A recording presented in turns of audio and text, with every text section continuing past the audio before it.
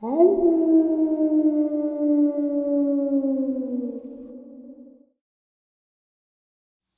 greetings and salutations, everyone. I hope everyone is still doing well, and welcome to tonight's second half. Before we jump into tonight's second half, a couple links. As many of you know, I rely on Patreon, PayPal, channel membership, and the merch to help the channel to continue to grow and go. Links to Patreon, PayPal, and channel membership is in the description below. Merch displayed directly under the video. Also, Dogman Frightening Encounters, Volume 1 through 3, the audiobook versions. They were written and researched by Tom Lyons, narrated and produced by me, Jeff Nadolny. Those audiobooks are available on Audible, Amazon, and iTunes, links to which are also in the description as well. And finally, last but definitely not least, if you'd really like to help support the channel to continue to grow and go, simply subscribe. It does not cost you a cent. Click the like button, takes half a second.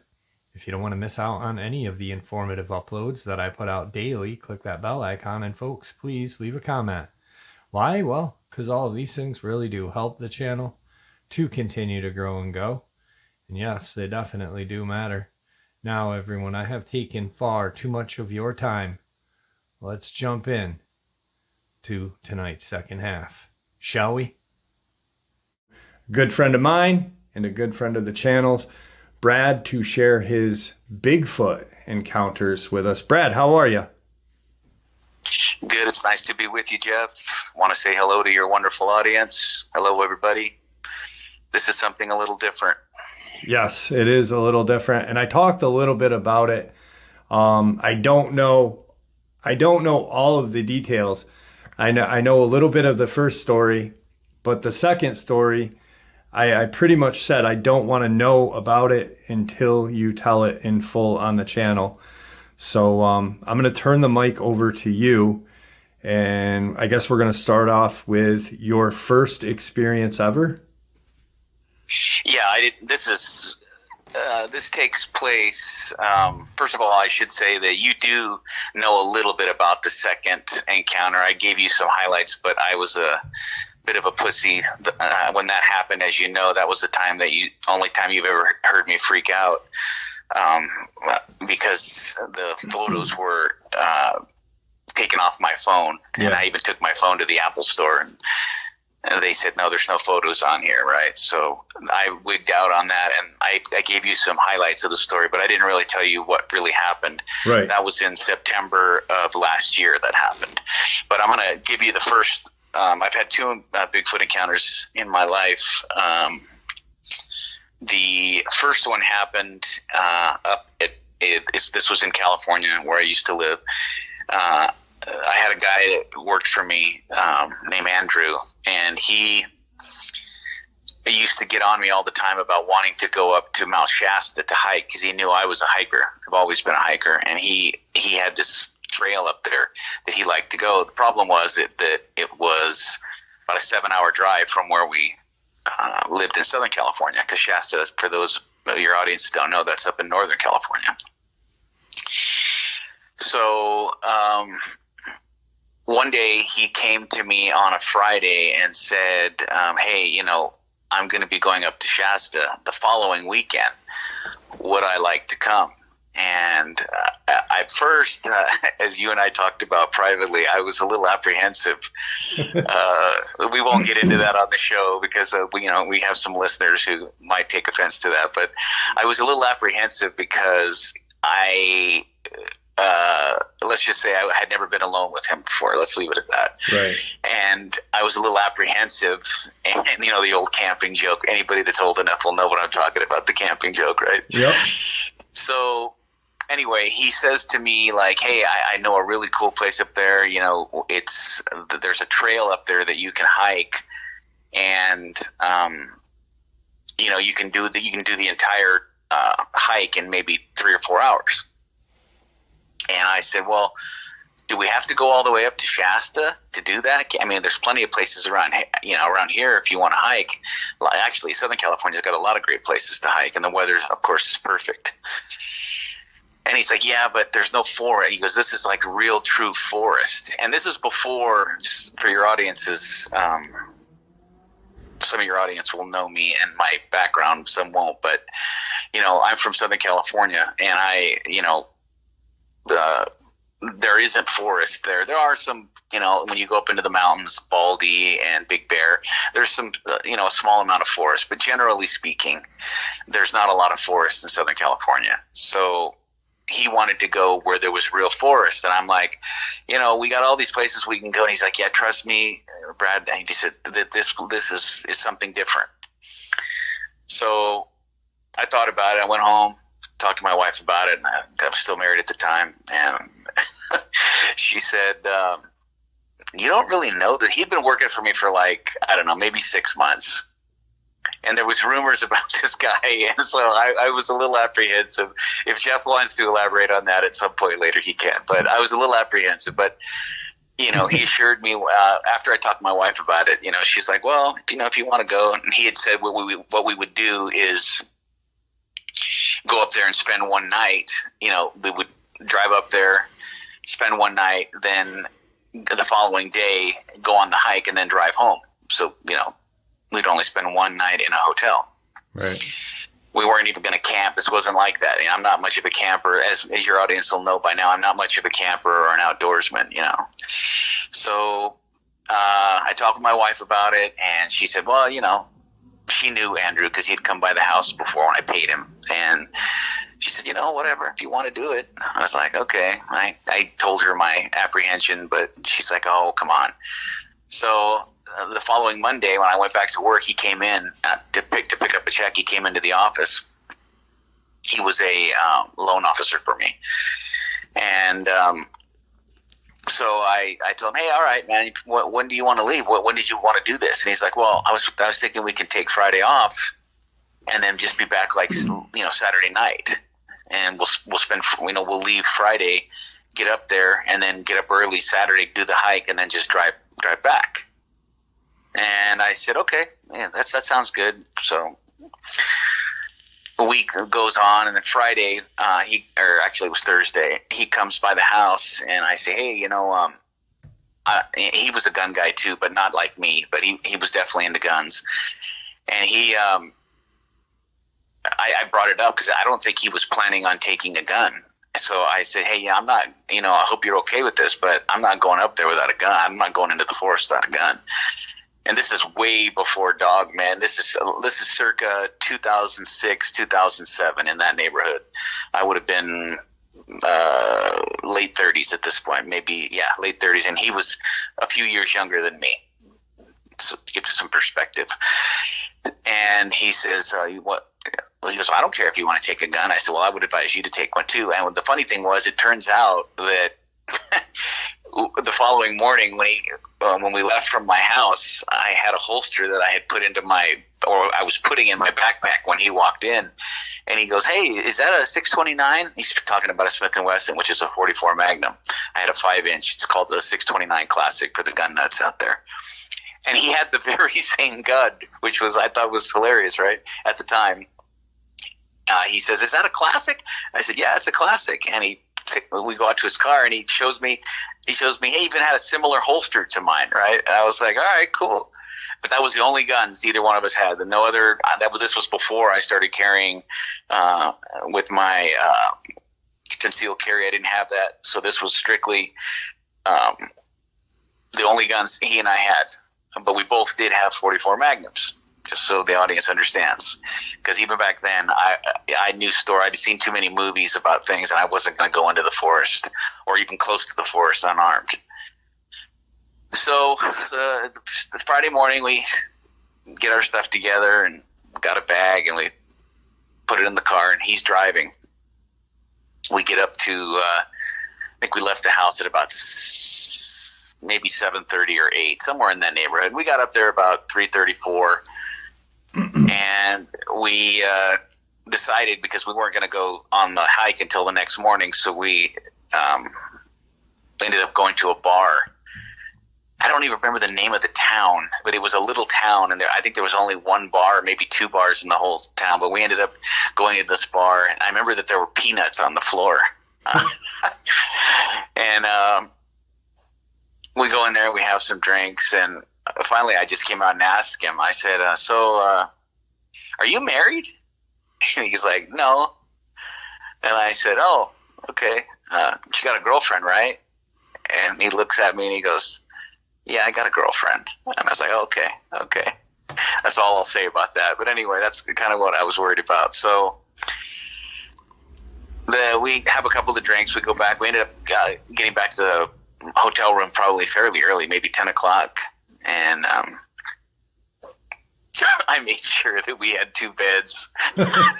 I'm gonna cut you off. I got to do it. So the old joke, and I've said it on the channel in the live streams, there's that camping joke when you're in Boy Scouts. Hey, you want to go camping? Or, hey, if me and you went camping and you woke up the next day and your butt was sore, would you tell anyone? And greasy, would you tell anyone? And then, of course, you're going to say no. And then you say you want to go camping, right? Well, that's what I was. Jeff did it. Jeff said that, I didn't. So for the Brad's thinking this the whole time because obviously this guy has kind of like a whatever, and so that's the whole gist of that beginning where my smirk was coming from. So all right, I was worried that perhaps he wanted more than a hike from me. Let's leave it at that. How about that? Okay, that's what I was worried about, and that's why I was pressing him about. And then he finally looked at me, and I think he got the drift. And he's like, "Yeah, dude, I got a girlfriend." I was like, "Okay."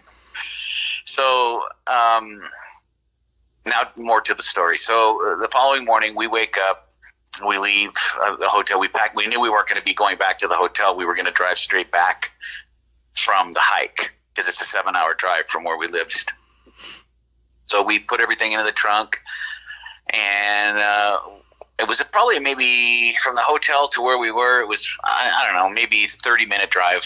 You got to remember, this is either 17 or 18 years ago. So this isn't a fresh. I'm doing this because when I told Jeff about this, he wanted this story to be told on the channel. So I'm telling it, but I don't remember a lot of the specifics because this was so long ago now. So much has happened in my life since then. But so we get to the trailhead.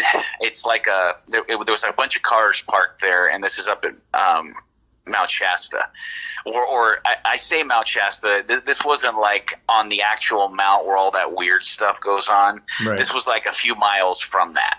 Okay, I wasn't really up on Shasta. It's let's just say it's in the vicinity of that, but we weren't.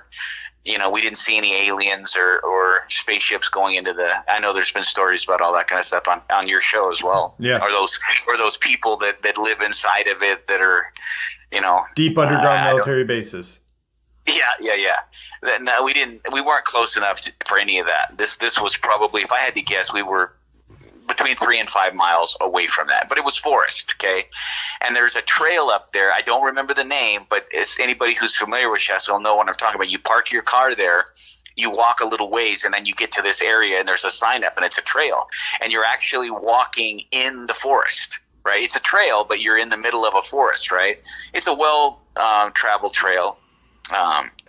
It wasn't concrete or asphalt at the time. It was dirt. So we get there and we probably, I don't know, we must have gotten there at about 8 o'clock in the morning, maybe between 8 and 8:30, strap on our firearms. And that's another thing in California. It's not like it is where I live now in Arizona where everybody carries. It's not a big deal. California, you have to, the park rangers will, they won't enforce it if you're carrying a sidearm because they know people don't want to go into the deep forest unarmed. So I know that about them because I've talked to a ranger before. A lot of times, as long as you're cool about it, they won't mess with you. But we didn't see any rangers, so it wasn't a big deal. So, and there was only, if I remember right, there was just 2 or 3 cars in the parking lot where we parked. So we decided we were just going to strap up right there. We both put our guns on. We had backpacks. Had food and water, not a lot of food, just enough for the day. We had some, I think we had some granola bars and stuff like that, maybe some beef jerky and some water, right? And then we weren't even carrying a lot of ammunition. I think I had the 6 rounds that were in my gun, and I think I had another 12 rounds in one of my jacket pockets. So I wasn't, this is way before dogmen or any of that kind of stuff, right? I didn't even think about that kind of stuff at the time. So we decide that we're gonna walk all the way on this trail. You can go to one end and come back in about 4 hours. So we start. We both got backpacks on. We actually, not by plan, but we both kind of looked similar in our dress, our guns. It was kind of like I felt embarrassed, like people were going to get the wrong idea about us. But anyway, so we get on the trail and we start walking, and in about, I don't know, maybe an hour and a half into it, I'm getting a little winded, but we're doing okay. And he says, "Hey, let's cut through here." It was to our left. He says, "Let's cut through here. This looks interesting over here." And I'm like, even at that time, I've told you and your audience before, I have a fear of getting lost in the woods. Yeah. And so I was totally trying to convince him, I'm like, "Dude, no, man." He's like, "No, come on, I know." He's like, "I got a compass." And I was like, "Oh, well, if you got a compass, right?" So he convinces me. I'm like, okay. It did kind of look fun because there was a stream. We could see a stream. And I said, "All right, fine. We'll do it." So we decide we're going to go off the trail, which you're not supposed to do that, right? But I think we'd only seen one other person on this trail at this particular time. It was kind of early in the day maybe, but so we go off to our left and we're walking, and I said, "Hey dude, make sure that you know what," he's like, I got it, dude. I'm looking at the compass. I got it. Okay. I trust him. He turned out to be right. So we walk for another mile or so, and we come to, we're kind of like going, which would be north, right? We made a left, and we were going north on the trail, and we turned left, which when you're going north and you turn left, that's west, right? And we went west for maybe a mile or so, and then we started going north again, right? And we came to this stream. It wasn't the stream that we had originally seen. This was a bigger stream. It was probably 8 feet, maybe 10 feet wide, and maybe 2 feet deep. Definitely not, you could easily walk through it. But fresh, clean water. You could have that sound that water makes when it's going over rocks, and it was very peaceful there. It was, it's at this point, it's 9:30, 10 o'clock in the morning. It's a beautiful sunny day. Very, very pleasant, right? And it turned out Andrew turned out to be a really cool guy. He ended up working for me for another couple of years after that, and we became good friends. We used to joke about what I thought. Once I told him about it, we started laughing about it. But anyway, so we come to this, I don't even know the word to describe it. It's like a mud bridge is what I'll say. It was like maybe it was something that a beaver did. I don't know. I'm not an outdoorsman, but it was this berm that was over the water, right? There was a stream, and it was kind of like it was the stream was kind of like not powerful going through it because there wasn't that big of a hole for it to go under. It did seem to me like an animal had done this, right? But it was a circular, almost like a rainbow pattern over the water, right? It was like a rounded, you could actually walk over it, and I could see that other people had walked over it. So we get up on there, we decide we're going to cross and go to the other side instead of having to walk through the stream. So we're looking, we get up on the berm, and it's maybe, I don't know, 4 feet at the height, right? But it did give us a nice view down the stream. So we're looking, for your audience sake, we're looking, see if we're going north. So we're looking west as the stream is flowing. It's flowing east to west, right? And we're looking down the stream, right? And I'm just taking stuff in, and he's got these small, I don't even know what they're called, micronoculars, I think, or something. They're not really binoculars. They're like these little binoculars, and I'm sure most of your audience knows what I'm talking about. They look like tiny little binoculars, right? And I'm carrying them, right? He gave them to me to carry, and I'm carrying them. So I'm looking around, and I decide I'm going to use the binoculars. So I put the binoculars, but I'm looking downstream. And as I'm looking downstream, I see this brown, I would say 200 yards from me. It could even been 300 yards. So let's say somewhere between 200 and 300 yards. I see this brown thing in the middle of the stream, like a reddish brown, probably similar to what most people have seen up in that area. It was like a reddish brown. I couldn't quite tell. These weren't really particularly powerful binoculars. Even at that short distance, I really couldn't see specifics. Although I could see that the face had no hair on it, or very little hair, as compared to the rest of the body. But whatever this thing was, it was squatting in the water. Not like it was taking a dump, but it was just squatting in the water, and it had its hands in the water, right? And so I'm seeing this, and it took me literally, I would say, 15 seconds to say anything. I'm just staring at it, right? And I tell Andrew, I said, I took him off because I had him on around my neck. I take him off my neck and I hand him. I said, dude, tell me what you see. Look down the stream and tell me what you see. And he's like, what? And he's like looking, and it was far enough away that he could see like something out that far, but he couldn't see what it was. So he takes the binoculars, he looks through them, and I'm watching his expression, and his mouth opens, right? And his mouth is open, and he's looking, and he goes, dude. And I know some of your audience is going to get angry with me at us speaking, but I'm from California, and he was from California. We say dude a lot. He's like, dude. I said, is that what I think it is? And he goes, I don't know, but it sure looks like it. And I said, so and we got to understand, we were far enough away that, he couldn't, whatever this thing was, well, it turned out to be a Bigfoot, but it couldn't hear us. So we may have been a full 300 yards away. We were far enough away that it hadn't noticed it yet, because it was doing something.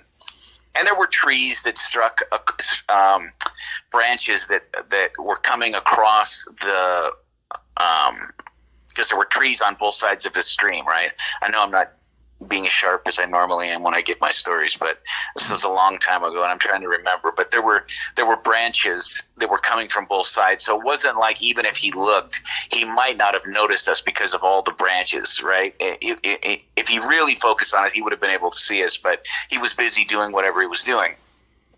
So when Andrew brings down the binoculars, he looks at me and he goes, son of a bitch. Because I didn't think they existed. And I said, well, I always believed that they did. We're having this conversation very casually, right? And he's like, let's move on, dude. Let's get out of here, right? And so then I stopped and I did the quintessential, as Jeff would say, I did the quintessential Brad move. I grabbed his arm and I say, hey, let me ask you something. And he goes, what? And I said, and he looks at me and he starts shaking his head. I said, do you want to be famous? And he goes, famous? And I said, yeah, do you want to be famous? He said, well, what, you want to get a picture? And I said, well, and we didn't have our cell phones with us. So I said, well, I didn't bring a camera. And he's like, well, how are we going to get famous then? I said, well, do you want to hear it or not? And he's like, he's shaking his head and he goes, I don't think I want to hear this. And I said, well, you're going to hear it. I'm your boss. Listen to me, right? He goes, what? And I said, that one of those, supposedly, even though we all know that one of those things have been brought down before, they just hide them, right? But I said, if we brought one of these down, not only would we be famous, but they're going to make books about it, movies. I said, we would be wealthy, literally. And Jeff, you know this, and some of your audience know this too. That's a fact. Yeah. So he starts laughing. He goes, you are, and he didn't complete his sentence, but I knew what he was getting ready to say. And I said, look, think about it, dude. I said, if we are armed. I said, if we bring one down, right? I mean, we can figure out a way and bring somebody back up here. And then they start telling the story, maybe get some pictures, who knows? And he wasn't really enthusiastic about it. Let's just say that. But so he starts to walk away, and I grab his arm again, and I said, come on, dude, don't be a pussy. I'm using the old, don't be a pussy, right? And which, that always works for most guys anyway. And he's like, he takes a deep breath, and he goes, what's your plan? And I said, well, look, I tell you what, You go on to the other side of the berm, walk down, go about 50 yards into the woods, and cut left and go directly so that you can, and then when you stop, when you see him directly, right? In other words, we're looking west at him on the berm, right? He's in the middle of the stream. I tell Andrew to go north, make a left, and then come, and then when he gets to exactly where the Bigfoot is, he comes at him, right, with his gun. And he's like, okay, well, what are you going to do? And I said, I'm going to walk down the berm onto the far side, and I'm going to come up, because there was mud and like there was a little bit of a I don't even know what you'd call it, dude. The where the water hit the the bank. There was maybe 2 feet before the trees started. Now I knew I was going to get mud. I was going to get covered in mud, but my plan, as I told him, is that I said I'll sneak up on the bank of the river because I can get. I'm not in his line of sight, and I'll sneak up. And then when I know that you're there, when you get to where I tell you to get to, and I'll look over at you when you can see me, and I can see you. I'll look over at you, and you come straight at him, right? And I'll start firing to try to wound him, and you can finish him off because I'll get closer than you. And he goes, dude, you're absolutely fucking crazy. I said, well, that may be, but I think he goes, well, it might work. And I said, okay, well, so he goes down the embankment. He starts walking. I wait, and I'm just standing there looking at him, at the Bigfoot. I'm watching him to make sure he doesn't leave, right? And then I figured out what he was doing. He stood up and he was bathing. He was bathing in the stream, believe it or not. At least that's what it looked like to me. Right. Because he was putting water on his arms. He put some on his face. So once I saw Andrew get out of my line of sight, in other words, he'd started moving west again and I couldn't see him, I walked down the other side of the berm. I start walking on, I come around the bottom of the berm and I start walking on the embankment. I pull my gun out and I start slowly walking up the embankment slowly walking toward it, but on the bank. So he's in the middle of this 8 to 10 foot wide stream. I'm coming up, which would be behind him because he's facing in the opposite direction. So he can't see me. And I'm moving incredibly slow. And I knew I was moving so slow that Andrew was going to get to where I told him to get, where he could look directly at him. Right. And I knew I was going to be late to the game because I was having to move so slowly because I knew he'd hear me if I made too much noise or I tried to move so quickly. It must have taken, it's hard to remember, but I would say 5 minutes for me to get to where I was within, I would say, I told you this one, I told you, sorry, I think I was between 40 and 50 yards from him. Yeah. Okay. So I've already got my gun. I'm not pointing at him. I'm holding it at my side, right? And when I get to about 50 yards, roughly 50 yards anyway, I stopped and I was just really looking. And this animal was impressive. Let's just say that. He was covered in hair. He had the classic, I guess you call it a cone head. He didn't have any real hair on his face. He looked to me, now some people say this is not what they are, but he looked to me to be exactly halfway between a man and an ape. That's what he looked like to me. And at 50 yards, I was getting a pretty good view of him. He was huge. He had to have been at least 8 feet. And I would say weight-wise, definitely heavier than a dog man. I'd say he probably weighed 800 pounds. Huge feet, right? And his hands were huge. He was muscled, but he was also kind of chubby looking too. He didn't have like that, he had wide shoulders, but he had kind of a belly on him. I don't know if that's because he was older or what, but he wasn't the most in shape. I've heard stories. People say, "Oh no, their chest is really wide and they're strong." And he looked strong, but he looked like he had a little bit of a belly on him. Right. And like I said, a reddish brown color, like mostly brown, but it had that red tint to it. And so I get to about 50 yards, like I said, and I stop, and I'm just looking at him. And I know I'm looking to my right to see if Andrew has gotten to where he wasn't there yet for some reason. I'm thinking, oh my God, did he puss out? That was my first thought. He's not gonna show up, right? So I take about another maybe 4 or 5 steps. Now I'm probably 40 to 45 yards at it from him. I look to my right and I can see Andrew standing there about 25 yards to my right. I'm looking at him. This animal is slightly to my left, but in front of me, slightly to my left. He hasn't noticed me yet. But when I turned to look to see if Andrew was there, he was, right? And I could see him bringing his gun up, right?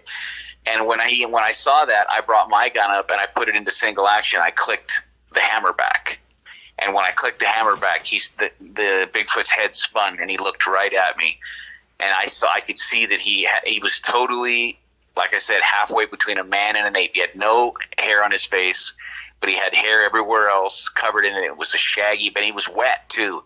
Everywhere he was wet. So I knew that he'd been bathing.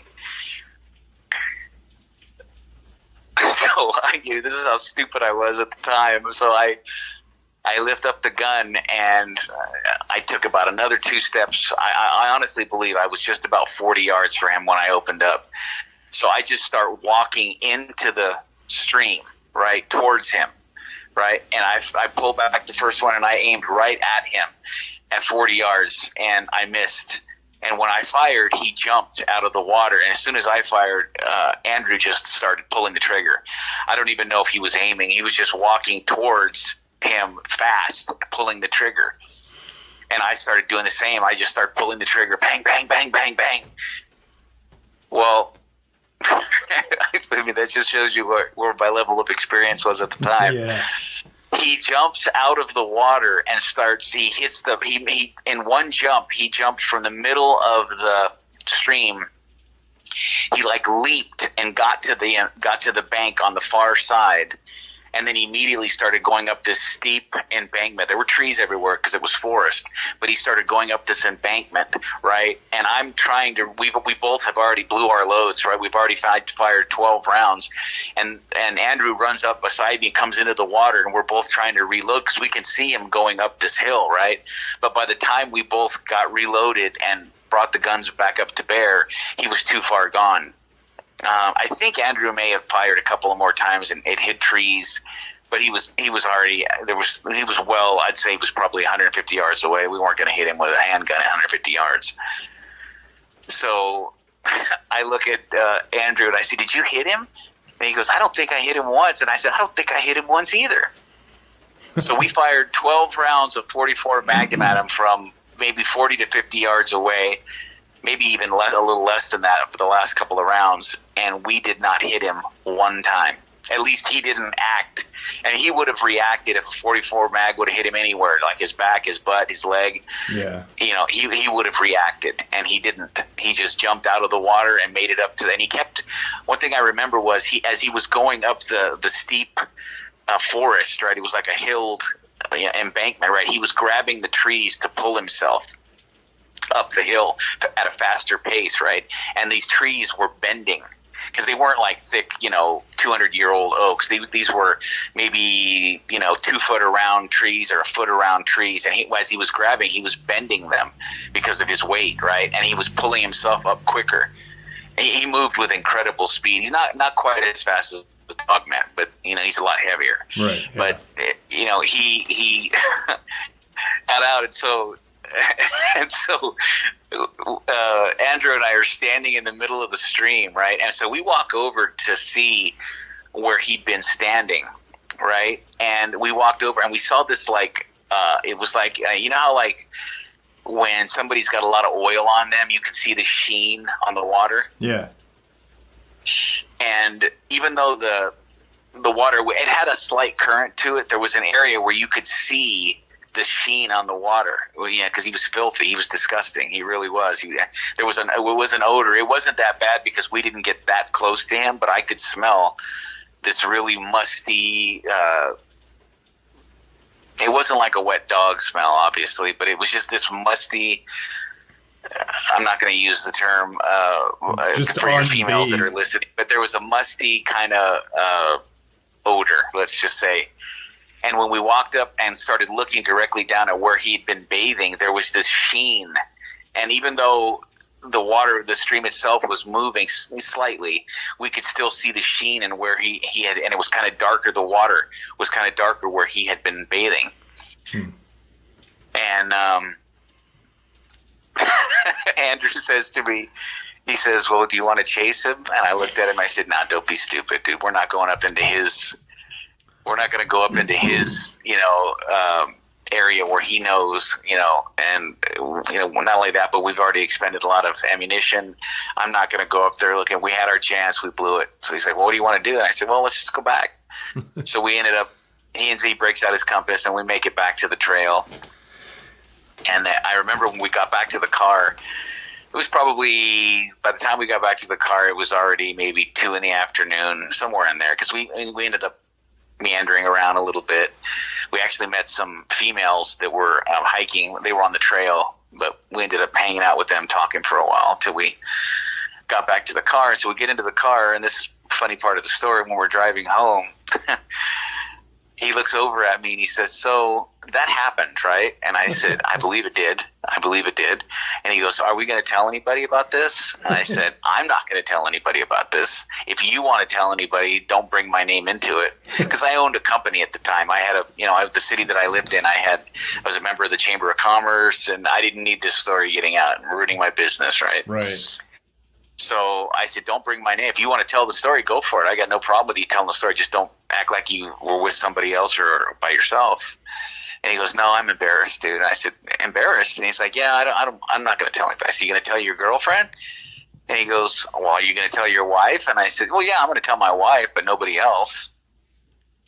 Okay.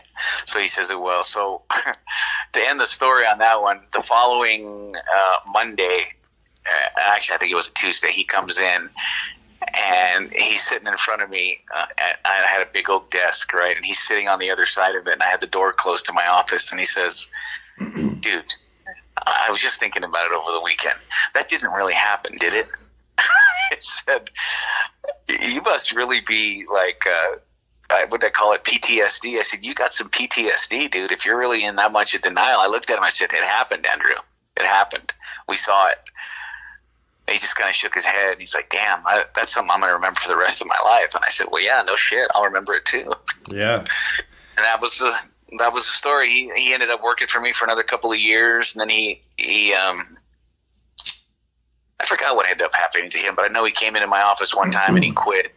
He was going to go do something else. Oh, he became a firefighter. That's what it was. He got on as a volunteer while he worked for me, and then an opening came up, and he ended up in his mid-30s, I think. He ended up becoming a full-time firefighter for the county. So, and that was it. That was the story. When you told me that, just kind of a quick interlude between that and the next one.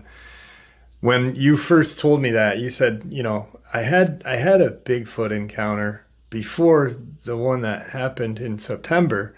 And I was like, you did? And you said, yeah, well, it's not exciting. And I said, oh, okay. And I literally was thinking something completely different because you said it's not exciting. But then when you looked at Andrew... In comparison to our Dogman stories. I know, but when you looked at Andrew and the whole thing of, the joke in the very beginning about him, and then you look at him and you're like, you want to be famous? And I can just picture, like a younger you, and this poor guy who is into firearms, but not, and it just made me laugh because of how I could just picture two people, randomly. It's like you said it in the pre-interview today. You said that's quintessential Brad. It was, dude. I was thinking in terms of, because I've always been about money, right? I mean, I don't want to make your audience think that I'm That's all I'm about. But I've always been somebody that was focused. If you look at my business record and the things I got into, I was always about making a lot of money because I've been well off and I've been poor. I can tell you well off is better.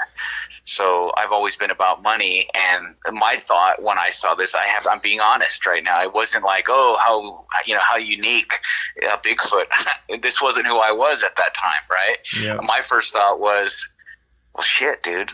If we play our cards right, we can bring this thing down, and then we're going to get movie rights. We're going to get somebody's going to write a book about us. We're going to big dollar signs running through the woods. Yeah, we're going to be those guys that were able to kill the first Bigfoot. And that's how I thought at the time, right? That was in the middle of my when that happened. That was when I was still training MMA, so I thought of myself in a certain way. I never fought in MMA in a real fight. I used to train at it though, at the place where there was a local gym that had MMA training, and I used to go in there for about 2 years.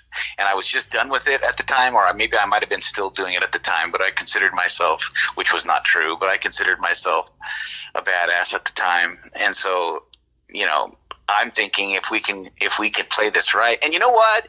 The funny thing is though, Jeff, if we would have hit it, it might have been a different story. Yeah. If you think about it, I mean, you hit it once or twice with 44 mag, it might have slowed it down enough that we could have come up on it and finished it. Yeah. And you never know. I mean, I'm pretty sure we didn't hit it at all, just because I said it. Like I said, it didn't react like it had been hit, and we never heard it. It didn't do any of those yells you hear. It was once it saw us and realized what we were doing and what we were trying to do, it bolted. And it didn't try to scare us. It didn't try to turn and face us. I think it knew, what we were attempting to do, which was kill it. Right. And, they are fairly intelligent. But like I said, all I'll say in closing on that, people might laugh at this encounter, but had we hit it, things might have been much different.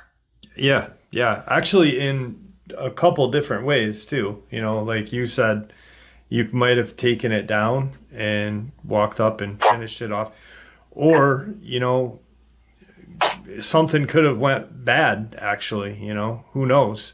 There might have been one or two up in that high ground, so it's just, we thought of that too. We thought that there might have been more, but but you weren't thinking at that point. You're not thinking, you're thinking, you see it and you're just like, oh shit, let's be famous, and just when you said that to me, I laughed my ass off the rest of the night when you told me that story. And I was just like, this is incredible. I cannot wait. Like I said, you said it best, dude. Quintessential Brad. Yeah. I mean, I think I consider myself a little bit, because of my background and my business background, I'm not your typical, dogman participant. I've never been a woodsman or an outdoorsman, or, as I've said many times on your show, I'm just an old surfer from Southern California. Adrenaline junkie. Who's an adrenaline junkie, and it's got a little bit of balls. That's really all I am, dude. And I'm nothing special in any way. But it's like you said, quintessential, meaning that this is how Brad thinks. He's different than, some of the people might have been like, oh God, let's try to get close and make contact with it, or let's try to take photos of it and maybe can we become friends with it, or let's drop down and pray to it. No. None of that. My thought was, when we were looking at it, and I remember that thought distinctly, I turned at him with the typical Brad smile, and I said, you want to be famous? Yeah. And he wasn't really into it. And to his credit, though, he gave it a try, but I think he was really scared. I was scared, too. I'm not saying I wasn't, but I think he was a lot more scared than I was, because he had a straight-on view of it as he was running towards it, or jogging towards it. I mean, I don't see how either one of us missed all 6 rounds, but that's what happened. As I told it to you, was the best that I can remember, that we did not hit it one time. Yeah. So, yeah. And when I say that wasn't, it wasn't, I'm sure it's interesting to people, but to me, when I look back on that compared to what's happened to me with Dogman, it's not, on the same level as the Dogman stories. And that's what I meant by that. So. Yeah. No, to me, it's just typical Brad right there. And that's why I don't know. So, all right, let's jump into September of last year. This story happened, and this is the reason I'm willing to give these stories. And by the way, I have kept my word. I have not gone in the forest since the last encounter, and I will not. So I'm not going to ever break my word. In case some of you think, there's only one scenario: I'll go in the woods, and that's something Jeff and I are going to work on at some point in the future. But other than that, I will never go in the woods again. Yeah. This happened before that in September. This was well before the last encounter I had. Yeah. This was in September. I want to say something really quick. This is when you had come back after we had done the Brad redemption, right. And then you had shared the Daniel story, and you came back for like a half an hour to like 40 minutes, and we talked about when you had got I went up there by myself to take a picture, and I had the camera stolen. Yes. Yep. And there was that. I think that was like in August, maybe late July, early August, and then you had texted me out of the blue, and you said, "I got to tell you something. Let's do a show." I was really excited about it, and then out of the blue, you didn't text me. You just called me, and you said, "We're not doing it," and now you finish the rest. Yeah, that's what happened, and your audience deserves to hear what happened. It was me completely wigging out, which I don't normally do. I pride myself on being pretty level-headed, but I completely wigged out because when I called Jeff, I had what I thought was a really great story to tell. Now, this wasn't in the same area. First off, we need to get something straight. This was over off the 260, I believe it is, highway, not even close to the same area that the Dogman encounters happened. Not even, I'd say, an hour away from that by driving. And this happened on the way to a city called Payson. I think it's the 260. I haven't been on it since, but I think it's the 260 that runs across, and you can make it all the way to Payson. You go through Strawberry and a bunch of other places, but when you get to a certain point on this highway, to your left and to your right is forest. Now, again, it's not East Coast forest like I know you're aware of, Jeff, but it is forest, right. Okay? And again, this is central Arizona to those of your listeners who don't live here. And the people that do live here, you guys know exactly what I'm talking about. Central Arizona. In fact, it's right in the center of Arizona. And there's all kinds of legends in this area about something you and I spoke about, called the Morgulin or Morgulin monster. Yeah. I think it's called something. I think it's a Bigfoot. I'm not sure if it's a Bigfoot, but I remember when this first happened, I was looking up sightings, and I found this, that many people had this sighting of the Morgulin. Mogulin or whatever. Mogulin, whatever it was. Yeah. I told you about it. You'd heard of it. And it was in this area that people have had these sightings. Yep. Or close to the area. The forest that you're in, just to clarify, it's a lot of pine. It's mainly pine, if I'm not mistaken. Yes. Right? Okay. Yes. There's some other types of trees too, but 85 or 90% of it is pine, yes. Okay. So this happened in September, and to finish off Jeff's point, I called him and told him that I wanted to do this story with him. I thought he would enjoy this. His audience would like it. And then I told him, but I was busy doing some stuff. So I said, let me call you in another week or two. And Jeff says, okay, fine. And in the interim, between the time I first called and when we were planning on doing the show, I had taken photographs of footprints, and these were the clearest photographs that I have ever seen in the Bigfoot world. I'm going to tell. I'm not a photographer, but these were taken with my Apple phone, up close. They were 17 inches.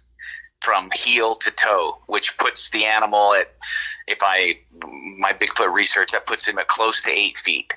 Okay.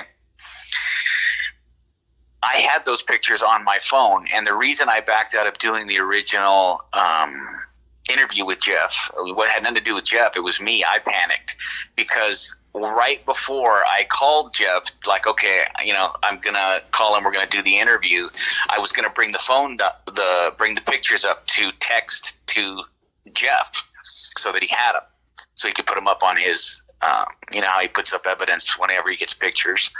I was gonna give him the picture so he could put them up on his site or his YouTube channel.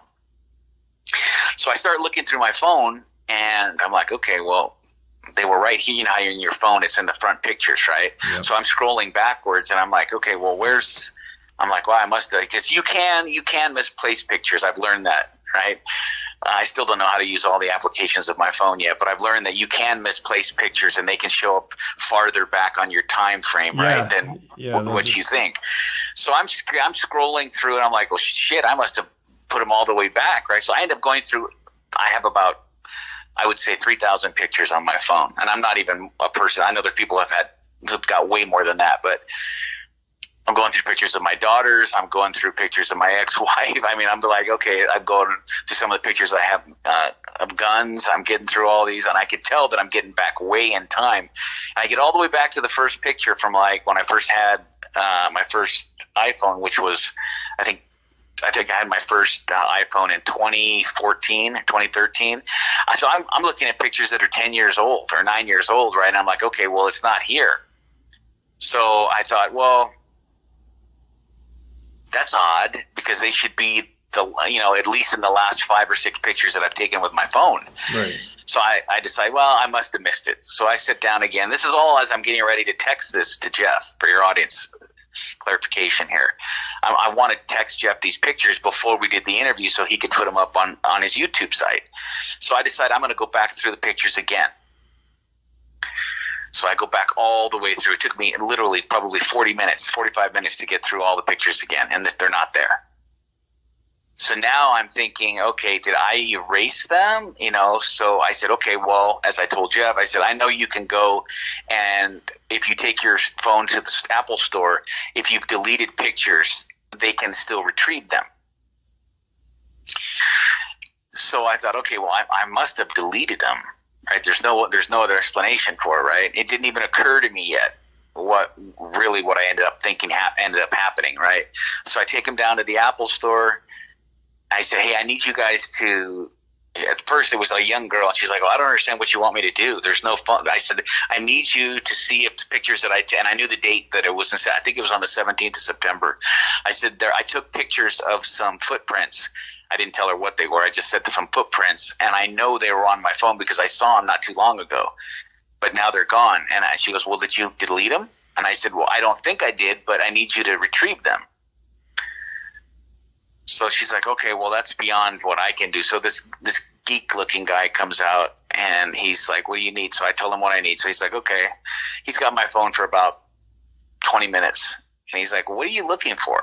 When he comes back out, I told him, I said, pictures of footprints. He's like, there's no pictures of footprints on here, dude, at all. I said, you're sure? He's like, I'm sure. You have no pictures on here whatsoever. And I'm not a phone master, so I don't even know how to use all the things that my phone can do even today, right? So he hands me back the phone, and now I'm panicking as I'm driving back to the house because I'm thinking somebody erased my phone, or somebody erased these pictures on my phone, and who could that be? And the only thing I can think of, so I get home, I call Jeff. Right, and Jeff's like, "Well, did you take it to the iPhone store?" I said, "I did." And he said, "There's nothing." I said, "There's nothing, dude." I said, and that's when I started panicking. I'm like, "There's only one group of people who could have erased these pictures." And then Jeff's like, "Well, why would they erase footprints? Because there's a lot of people that have pictures of footprints." And I said, "Yeah, but these were really," and that's the only thing we could come up with. These were really clear. And you could see the outline of the toes, the heel. I'd taken pictures of my size 11s that were next to it. And that's how we figured out that they were about 17 and a half inches. Much bigger than a than a human. I mean, unless you're talking Shaq. I know Shaq. I think Shaq wears a 19, but these were huge feet, right? I mean, I'm telling you, this must have been an 8-foot creature. Yeah.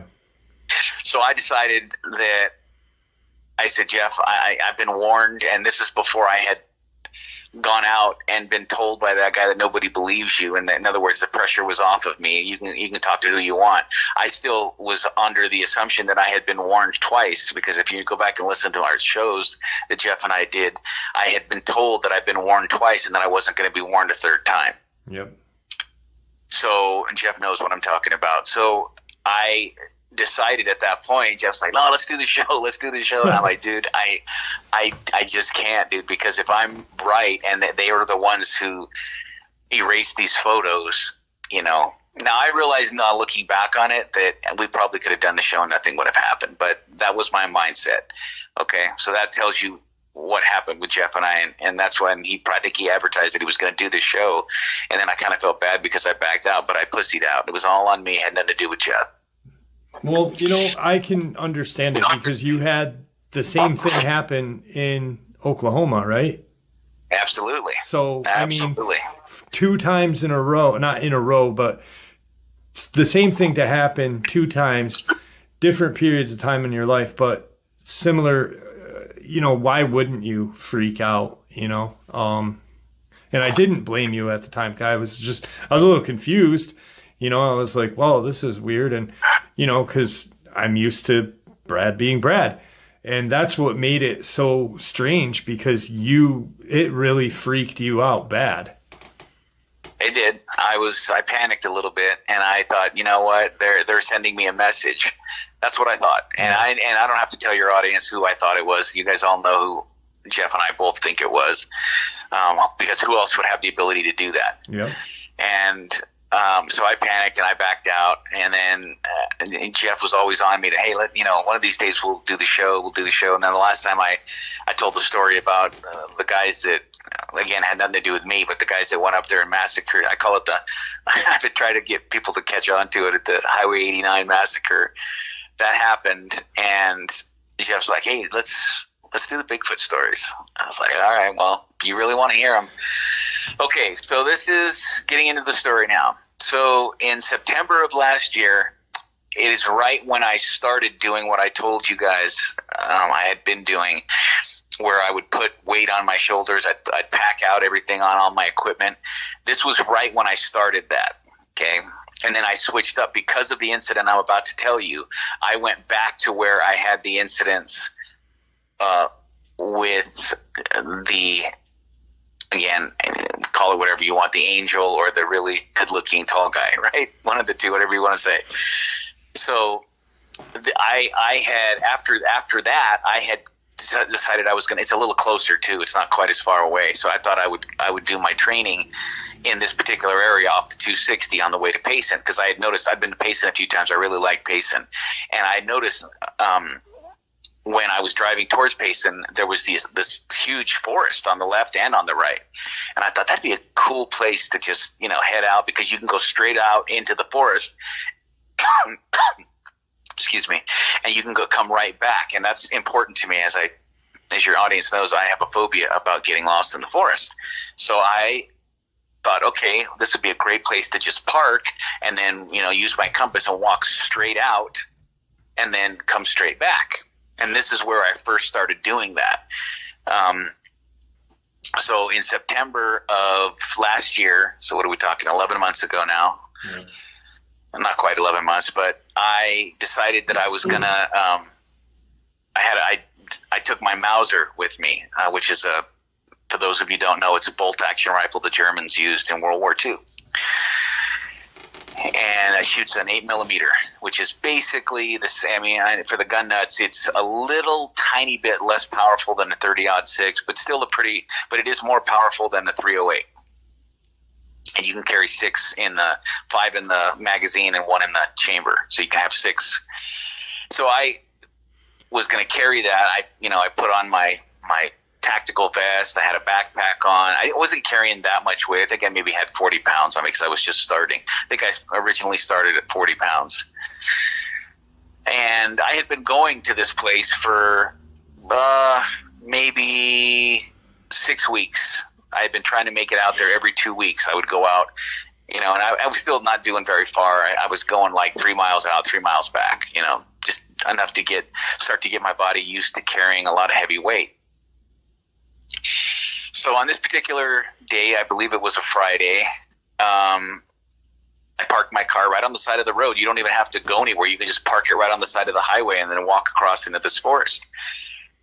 And for those of people who know the area, they know exactly where I'm talking about.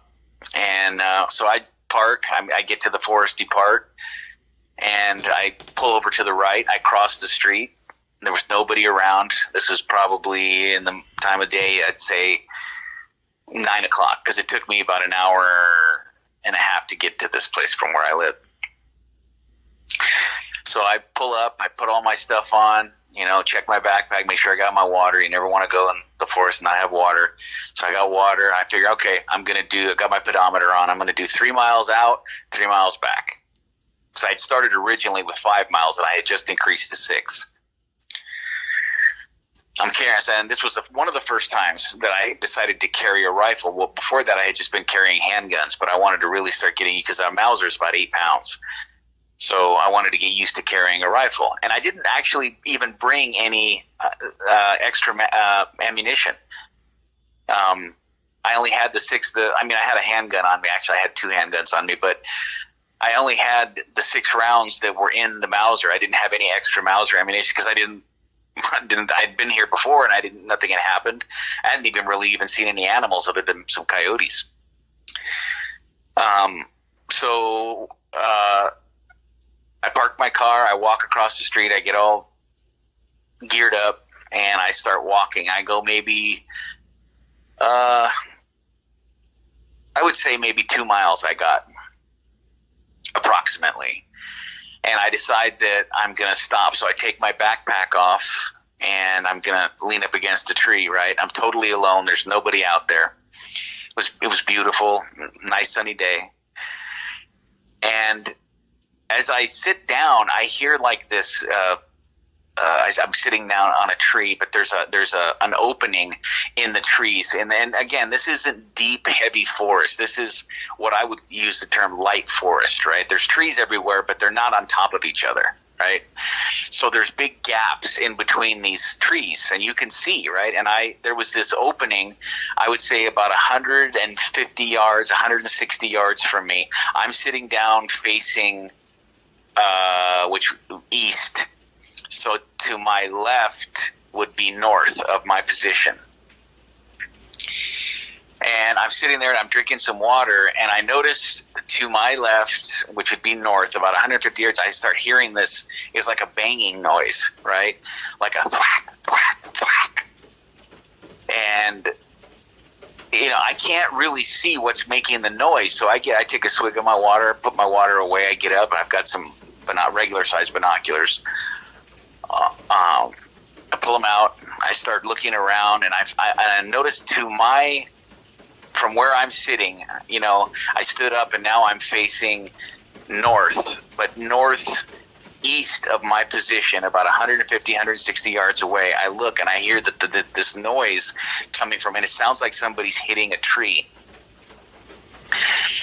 So I take a few steps to get where I can get a clear view of where I'm looking at, right? Because there were trees in the way. So I take about maybe 4 steps to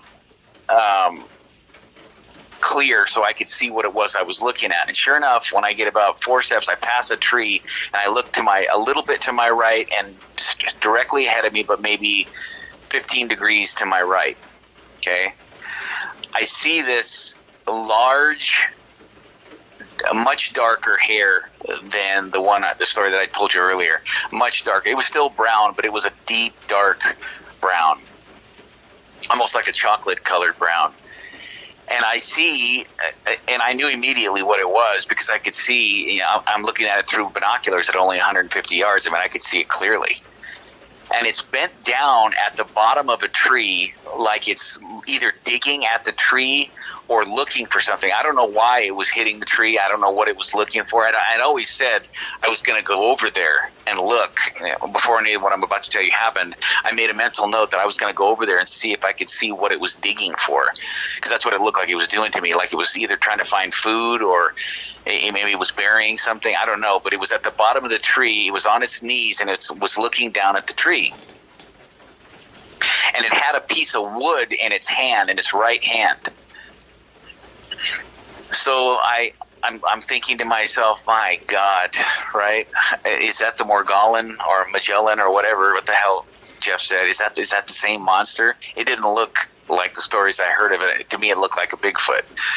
So I decide that, okay, so I have a decision to make, which is always a decision Brad has to make, right? What am I going to do? Right. So I thought that I would go back. I took about 7 steps back. I looked again, and I couldn't see it fully, but I could see that it didn't appear that it had noticed me.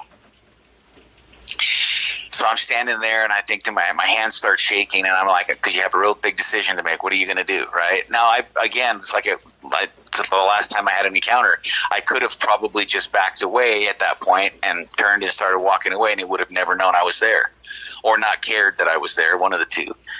So I took a swig of water, put the water back in my backpack, and I'm actually giving it time to leave, right? And that's what at the time I was telling myself that's not what I was doing, but that's exactly what I was doing.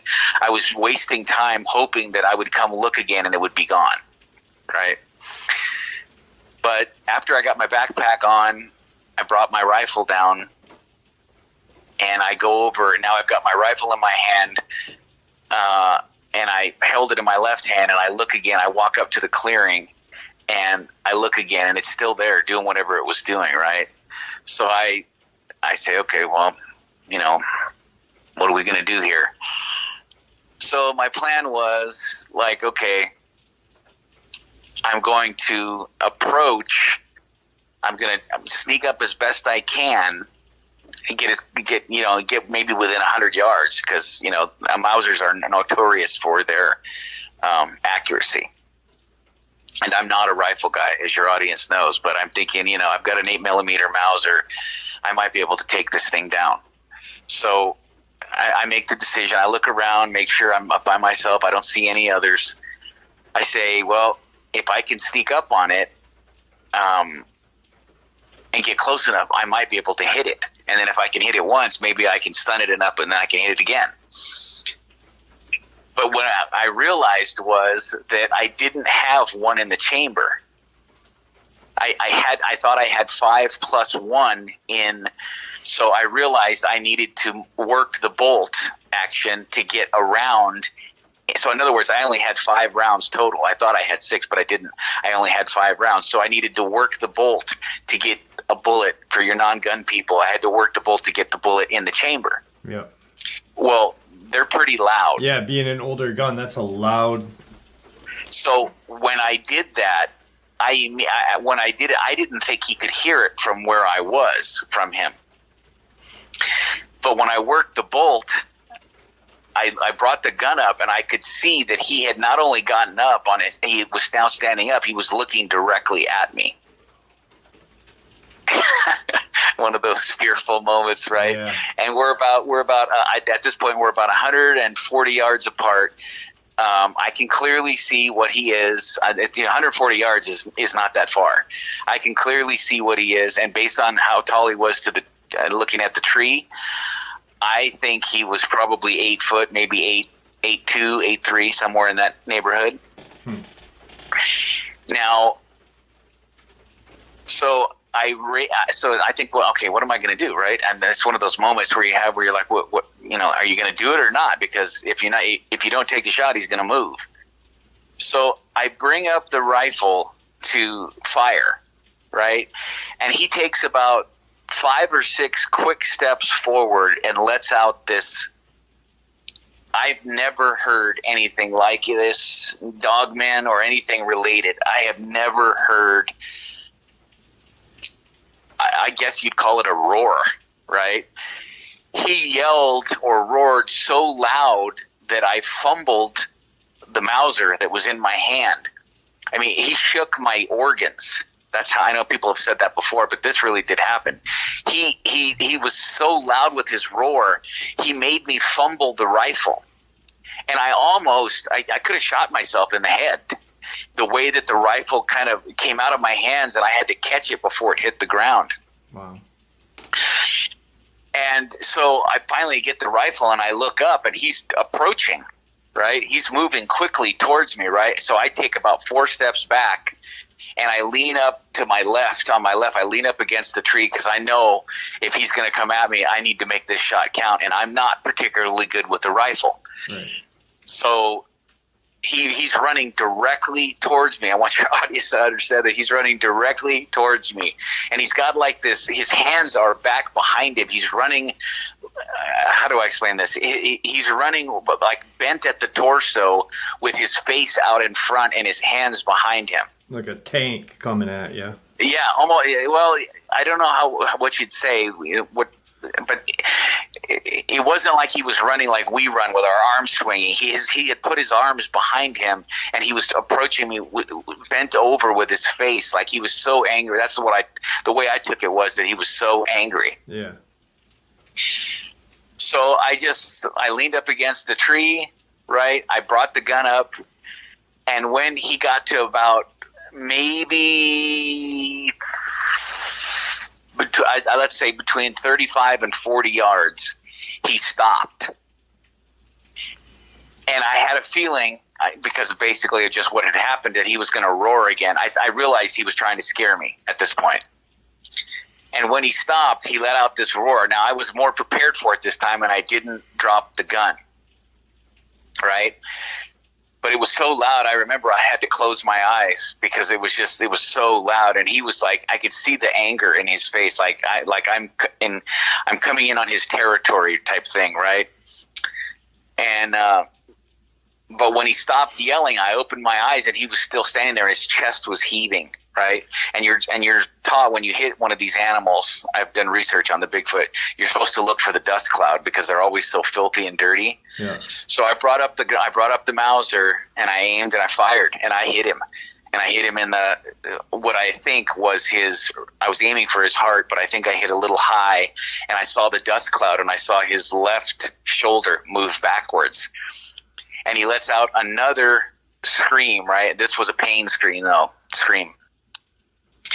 So he's charging towards me, right? By the time I work the bolt and get one ready and bring it up, he stops about,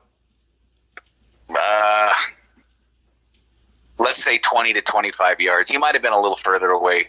I might have misspoke, but when he stopped the last time, he was 20 to 25 yards away from me. And I was bringing up I'd worked the bolt, and I was bringing it up again. I know he understood what I was about to do because he immediately took off to his right and started running straight. He was ducking through trees, right? So I already had one in the chamber, so I lifted it up, and I tried to catch him. I was trying to catch him, even though he was running on away from me, right? I still tried to catch him either in his back or on his side, and I actually shot and fired again, and I heard the bullet hit the tree. And he just kept running, right? I chambered another round, but what I forgot to say was some of the ground was muddy. We have in Arizona, we have the monsoon season that's in August, late July, August, and even into early September. We have monsoons here, which means summer rain, right? Yeah. And there was still a lot of water on the ground. So after he runs off, I'm watching him run off, and I can feel how heavy he was, because as he was running off, I hear this thump, thump, thump, thump getting farther away. And of course, at that point, the adrenaline crashes, right? And I just spun around. I sat back down where I was, and I'm leaning up against the tree, but my backpack is on still. So when I'm leaning up against the tree, I'm not really up against the tree, right? My backpack's in between. And I'm just sitting there, and I'm taking deep breaths, and I'm like, my God, with all I've already gone through in my life, I'm thinking, Of course, now I know it's because of my scent. That's what that guy said anyway, that crazy guy. So I sit there for a few minutes, and then it dawns on me like, oh, I was going to go over and check what, I'm still looking around, obviously, because I'm not sure he won't show up with others or sneak up behind me, because they can be quiet, supposedly, when they want to be. Right. So I'm still spinning around looking, and so I don't see anybody, right? So I think I'm going to go over and look at what he was digging. But I didn't get that far, because when I got to where he was standing the last time in front of me, where he stopped maybe 20 yards from me, 60 feet from me, there was like mud in there. And it dawned on me, like, look for footprints. Sure enough, I looked down, and there they were. Big, perfect footprints in not real deep mud, which is actually better, because his foot didn't sink in where you can't really gauge the size. Sometimes if you step in mud and you go down too far, it makes your foot look smaller. Yeah, right? It messes the shape up. Yeah, it messes the shape. This was perfect. These were perfect pictures. I mean, perfect prints that I got pictures of. You could fully see the detail of his toe. One of his toes must have been either gone, or he had it curled when he made this thing, because you could see that one of the big toes was smaller than the other one. That could have been just that he had his toe curled, or he was missing it or whatever. But these were perfect prints. So I forgot all about going over to the tree. I got my camera out, my cell phone. I start taking pictures. I put my foot up next to him on both of them. These were perfect prints from where he was standing when he yelled at me the last time. So both of his feet were right next to each other. This wasn't like he was walking. He was standing with his foot spread when he yelled at me. He yelled so loud that, I'm sure everybody that was within a mile or two heard that yell, right? But but when he did that, he was standing in this mud. So, I get these pictures, and, the entire time that I'm out there, though, I'm completely, thinking he's going to show up, because I wounded him, right? At least I think I wounded him. I mean, I know I hit him, but maybe it didn't hurt him that bad. Or maybe it hurt him enough, it just scared him away. I don't know. Yeah. But I only hit him once. I fired 2 rounds, so I knew I only had 3 rounds left in the rifle. I did have 2 357s on me that I always carry, but I didn't have any more rifle rounds. So I just put my backpack on. I put all my gear on. I took some more water, drank it before, and I just started walking back, right? But I walked backwards, I would say, half the time, because I was terrified that he was going to come up behind me. Right. So I made it all the way to my car. I get in the car. I come home, and I started doing research into Bigfoot at that point, and that's when I came across that Morgullan monster, Morgullan. And I realized that in this area that I was is where people have seen it before. Yeah. But the description of that particular creature doesn't match what I saw. So I think I really believe what I saw was just a Sasquatch. Yeah. Let me ask you something. So you've had an experience.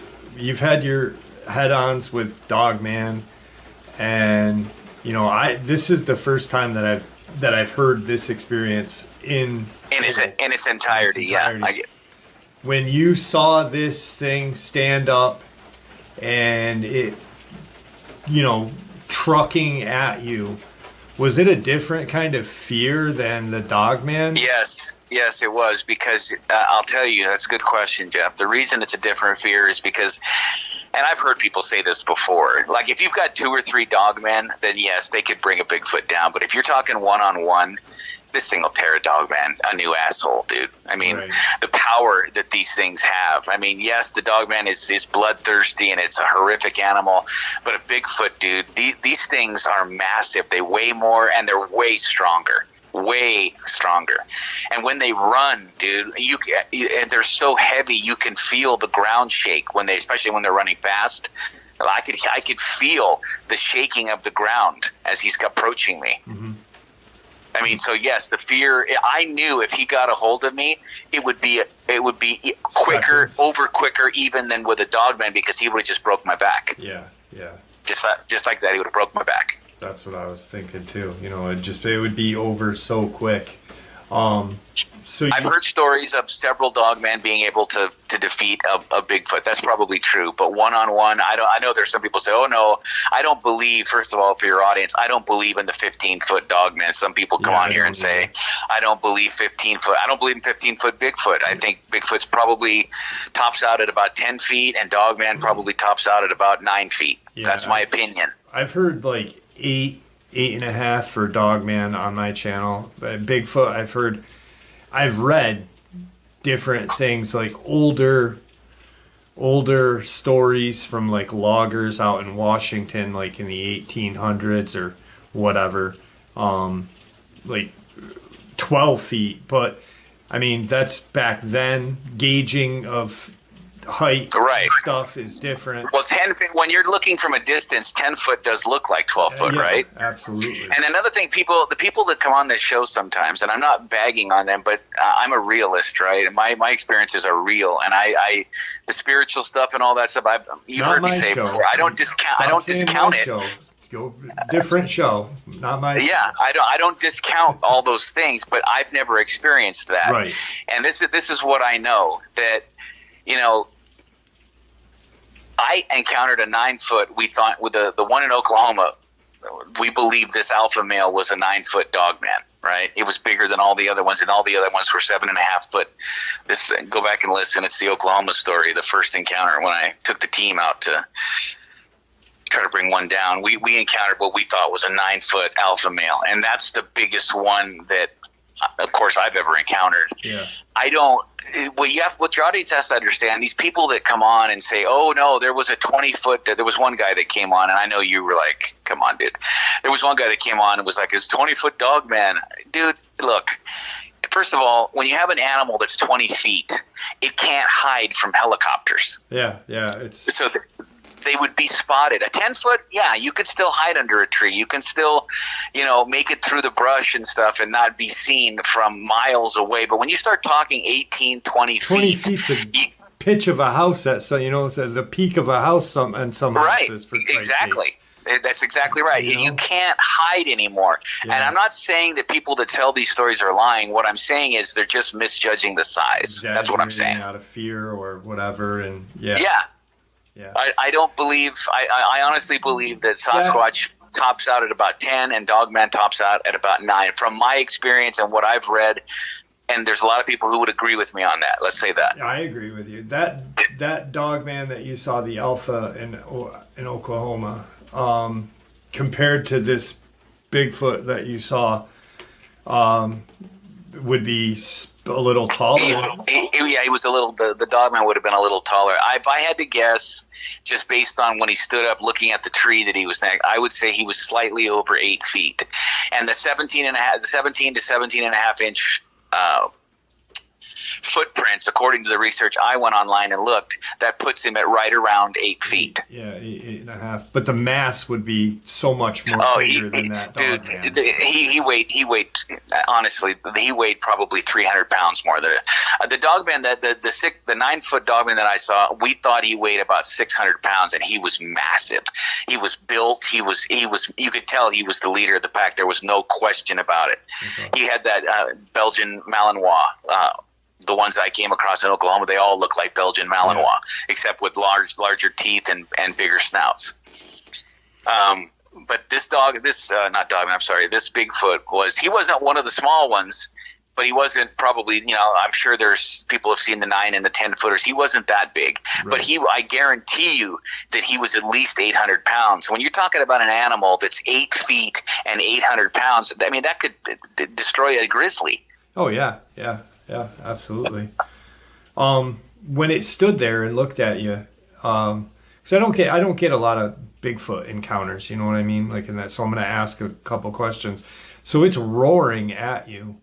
When I picture in my head, I'm picturing this kind of like you imagine a silverback gorilla's face, its mouth opened up. Is there canine teeth? What's the teeth look like?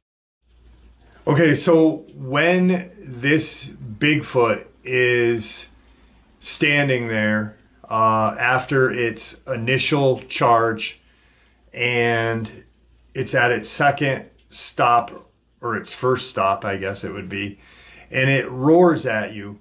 When I think of Bigfoot and I think of their facial features, you had described their first experience / man ape like. But when I picture them roaring, I almost see like a silverback gorilla. What are their teeth like? What was its teeth? No, like? The teeth in the front and in the bottom looked to be squared off, but it looked like its incisors were somewhat pointed, right? Not like a dogman pointed, right? But it looked like they're definitely, more pointed, like they use them for tearing, right? But just so you know, I wanted to go back on something. There were actually like 3 times where we faced off with each other in that little span of time. The first time when he took a few steps towards me after I chambered the round the first time, he took a few steps and then stopped and looked at me, right? That was the first of the 3 standoffs. Then he charged, and then he stopped, and then he screamed, and I almost dropped the gun, almost shot myself in the head. And then he charged, and then he stopped the second time about 35 yards from me or 40 yards from me in that neighborhood. And that's when I shot him and saw the dust cloud. And then he charged again and got to within, I'd say, 20 yards. And just as I had chambered another round and was bringing it up to fire, he saw what I was going to do and bolted to the right. Okay. All right. So, like, you've seen a silverback gorilla's mouth. Yes. Like on TV and in books. Is it similar to that? Similar to that with like the canines? Or is it? Yeah, I mean, I guess that's probably not far from what it was.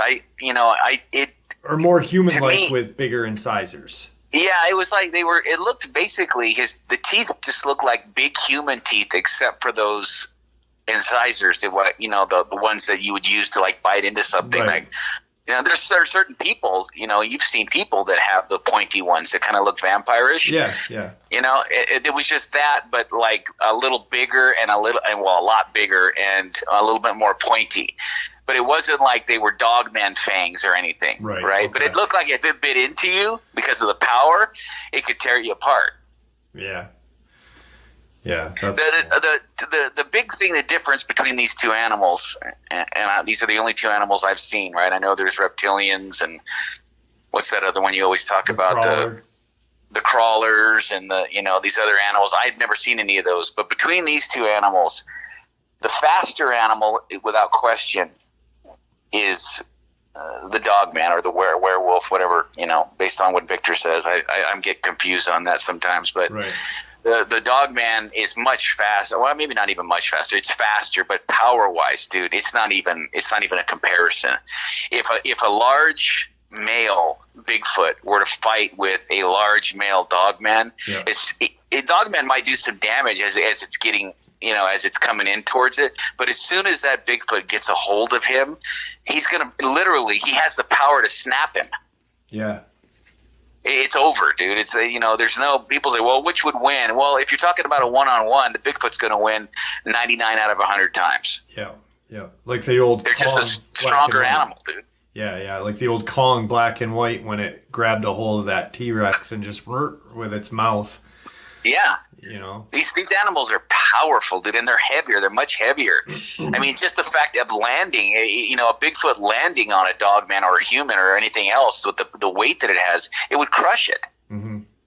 Absolutely. The only bears, you and I talked about this one time, the only bears that could be in the same league with these animals that we're talking about, not a grizzly. Grizzly's not big enough, not even close.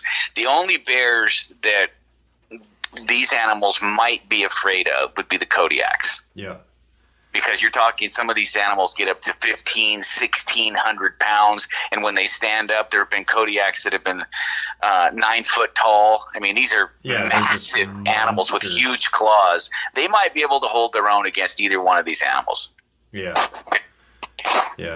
That's and you know how big they are. I mean, the freaking Kodiak's head is just enormous. You know? Oh, dude, it's on my bucket list to kill one of them.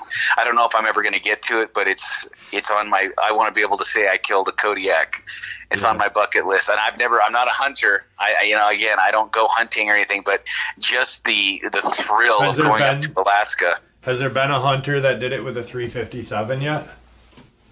There is. If you go and watch some of the videos that are on YouTube, there's a guy on there. He runs like one of those tours. Okay. I think it's called actually I don't remember what it's called, but it's one of the ones where you can watch the videos and he shows you he takes people out to hunt Kodiak, right? Because they're the most feared. Everybody thinks that the polar bear is the most feared. Well, the polar bear is actually taller than a Kodiak, but this guy talks about it in his videos that a Kodiak will bully a polar bear. When a polar bear has a fish or something in its mouth and a Kodiak will come around, it'll drop the food and run because it doesn't want nothing to do with the Kodiak. They're just a very, very aggressive, and they're like a grizzly, because grizzlies are very aggressive. But the difference is a Kodiak can be twice the size of a grizzly. Yeah. They're enormous. They're enormous. And there was a story about a guy that was walking. I just heard this maybe 3 months ago. There was a guy walking in this tall grass. If I remember the story right, he was walking in this tall grass, and it was, because you go up there to hunt these animals in the summertime. It's too cold in the winter, right? And plus they hibernate. So he's walking in this tall grass, and the grass is so tall, he can't really see what's out in front of him. So he pulls his 357 Magnum out. Now, I don't know what 357 Magnum it was. I just know that's what he said it was. I don't know how many rounds he had, but thank God he pulled it out. He thought he was going to come across a snake or something else, right? Maybe a bull that was getting ready to charge because a moose. Because the grass was that tall, right? So he pulled his handgun out just to have it in case something. But what ends up coming across is he comes across a Kodiak that's crouched down looking at him, right? And as he separates the grass and he comes to it, literally 8 or 9 feet in front of him is a Kodiak. Jeez, I'm crow. Oh my God, dude! Can you imagine that? I mean, those animals, and this Kodiak that he ended up killing turned out to be 1,200 pounds. Wow. So what happened was he ends up, it was just instinct, right? He didn't have time to really think about what he done. He just brought up the 357, and fortunately for him, the first round hit him directly between the eyes. Wow. And it didn't kill him, but it stunned him enough that he was his head was kind of going back and forth, and he could tell he was in trouble. So he literally walked up within 4 feet of him and put the second one in his head and killed it. 2 357 Magnums to the head. That should tell you that some people say that 357 Magnum isn't that potent, but it really is especially when you're talking in close like that. Yeah. It will do the job. Oh yeah. Definitely a good round. Back to the experience. I think this will be the last question. I wanted to, because you got my curiosity a little bit.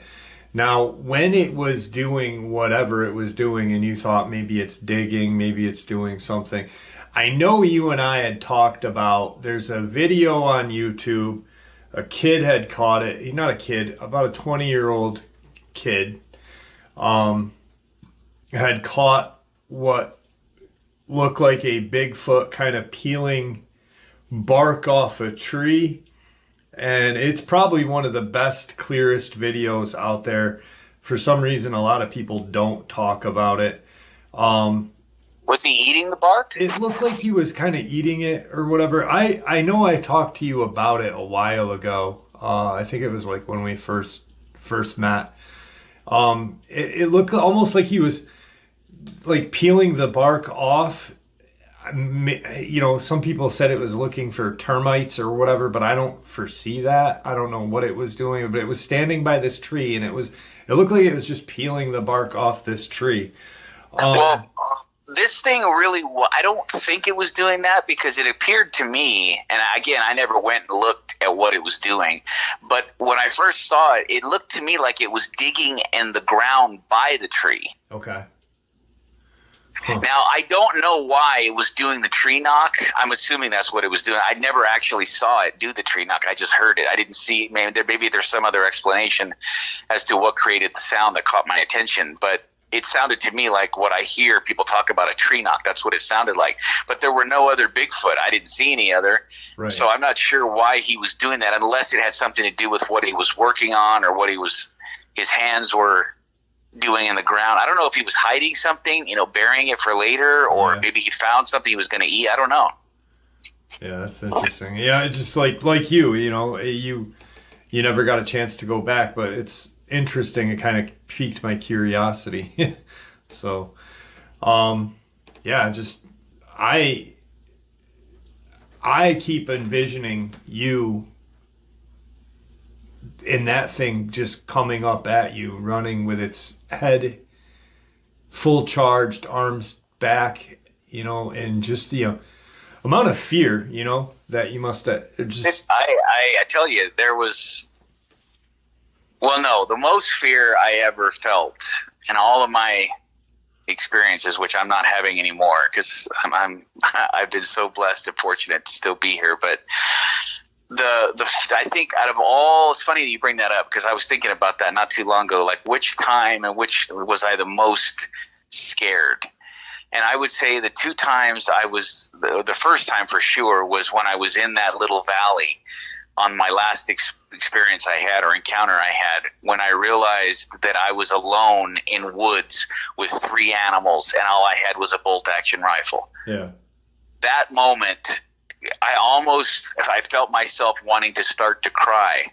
I didn't cry. I wouldn't have let that happen, right? But I felt myself on the verge of breaking out into tears, because I realized, as I thought of my daughters, I was scared, literally scared, to the point where I'm like, okay, well, if this is how I'm going out. And then, of course, my personality, I got mad from that point, and that might have saved my life, because I'm like, well, if I'm going out, you're coming with me.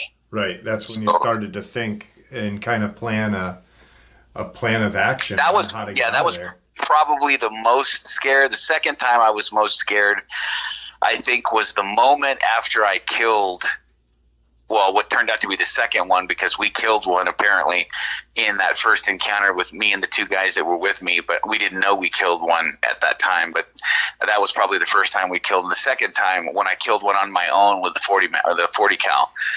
And I'm telling you this, dude, I still get shivers when I think about it. When I was standing there with Mike, and he had come up behind me, and I turned and I almost shot him in the head. After I had put 2 rounds to finish off the dog that was laying up against this log, we heard this howl, and it was closing. I could tell that the howl was getting it howled, and it was like moving while it howled, and when you can't. How do I explain this? The reason I was so scared, Mike just took off running and basically left me there. I mean, he didn't end up leaving me there, but that's what that's what happened, yeah. Right? And when he took off, right, I'm standing there alone for a brief second, and I'm thinking to myself, here I am, I've killed one of these things. It's right in front of my feet right now, and I'm hearing several howls, and it's getting closer, and I'm all alone out here. That was probably the second most I'd ever. Just because I couldn't see what was coming, I didn't know how many there were. It's almost like when you're faced with one, and you know what you got to deal with. It's not as bad as when you don't know. Right. Yeah. Fear of the unknown. Yeah. How many are there? Where are they coming from? Are they bigger? Are they smaller? Exactly. How many are there is, exactly. How many are there? How big are they? Are they in a pack? If it's a pack, I mean, I'm out there with a 40 cal handgun. I mean, if it's a pack, I'm dead. Yeah. Right. Yeah. I mean, so just, when I look back at some of these experiences that I have, that I've had, I can't help but think somebody was watching over me. I really believe that, because I know there's going to be a lot of people that are going to say, oh, this guy's full of shit, but I've always said this before, I don't want, and this about me, I don't want any notoriety. Right. I mean, if I killed a Bigfoot, then yes, because we're talking about millions of dollars. Then you're gonna want to be famous, Right. You're talking about millions of dollars if that were to happen, right? Or when if I decided if I could have killed the Dogman that we set out to do, that would have been different because there would have been millions of dollars involved. But when it comes to relates to your show or the other show that I was on, I don't want any notoriety. You know that about me. I don't want to be known. I wouldn't have these stories and just make them up to come on here so that I can say, "Oh, I'm on Jeff's show." You're not gaining anything out of this. You're not gaining anything. It's and one thing you're not gaining. You also have never. None of your experiences have ever differed in the amount of times that I've talked with you. Have they ever, changed even in a remote, I remember you and I talked about that. I tell people all the time, that's how you can sniff out the bullshit. When you listen to people's stories. Now, I'm not saying there aren't people who have rehearsed it. I'm sure there's been some people who have sounded believable because they rehearsed it for 6 months and then they come on and they may give a lot of detail, but it's all bullshit. But generally speaking, you can tell when somebody's telling you the truth based on the level of the details. Yeah. When somebody comes on and they're just giving you a general story, they've got no details. No, I don't know what type of gun it was. Oh, I fired it, or I shot him in the head with a 12 gauge and he just kept coming. Then you're not talking about somebody they're either don't know what they're talking about or they're just lying because they want to get on your show for some reason. Right. I've always told people, listen to the level of detail that I give. I don't sit around and make up Dogman stories or Bigfoot stories. I got a lot going on in my own life that you're well aware of. Yeah. So I don't, these things happened, and I'm not saying that I'm better than anybody. I've never said that. I'm no different than anybody else who's listening to this. For whatever reason, according to that guy, it's because of a particular scent that I have. Pheromone or whatever, right? Yeah. Yeah, pheromone, scent, whatever they pick up on. Yep. And so, these encounters have happened, and I've listened to almost, I think, every single one of your shows, and 90% of the people that have come on your show, you're pretty good about screening them. They're good, but every once in a while a bullshit story comes on, right? And you can tell they just don't have any detail, or when they retell the story, things change. Right. Yeah, exactly. And if something like that's this traumatic happens, you're going to remember every detail like that. Right. Yep. You remember everything. Yeah. Last question before I let you go, and I know there's going to be someone out there that's thinking this or wanting to ask the question, but Daniel, the angel, or whether it be an angel or some sort of Nordic-like alien or beautiful blonde-haired man that killed the Dogman, what do you think versus that Bigfoot that you were face-to-face with? I think this... I can't, if I was listening to me, right, if I was listening to Brad, right, yeah. I would say that the most unbelievable story is that one, without question, okay?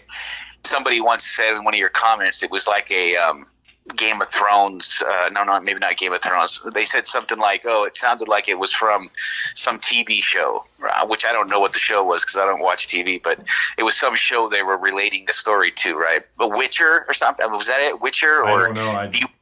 Bewitcher? I don't know. Bewitched, right? That was from the 60s. Anyway,